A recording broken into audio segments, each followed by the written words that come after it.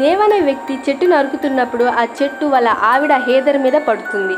దేవ్ చాలా కష్టపడతాడు ఆ చెయ్యిని తీయడానికి. కానీ రాని పక్షంలో అతని దగ్గరున్న గొడ్డలితో నరికేస్తాడు. దీని తర్వాత ఆ అమ్మాయి చాలా బాధపడుతుంది ఆ కట్టైన చెయ్యిని చూసి. ఇదంతా చూసిన వాళ్ళ ఆయనకి ఒక ఆలోచన వస్తుంది.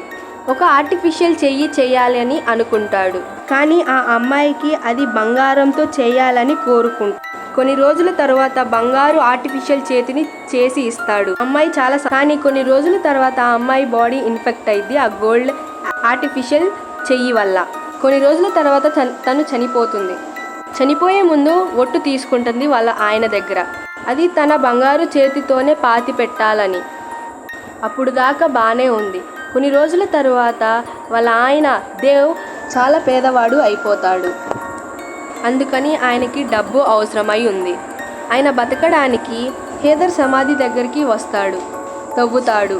ఎప్పుడైతే ఆ బంగారు చేతిని తీయబోతాడో వాళ్ళ ఆవిడ కళ్ళు తెరుస్తుంది. కానీ దానిని పట్టించుకోడు, వెళ్ళిపోతాడు.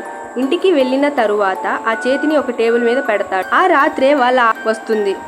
భయంతో ఆ బంగారు చేతిని వాళ్ళ ఆవిడికి ఇచ్చేస్తాడు.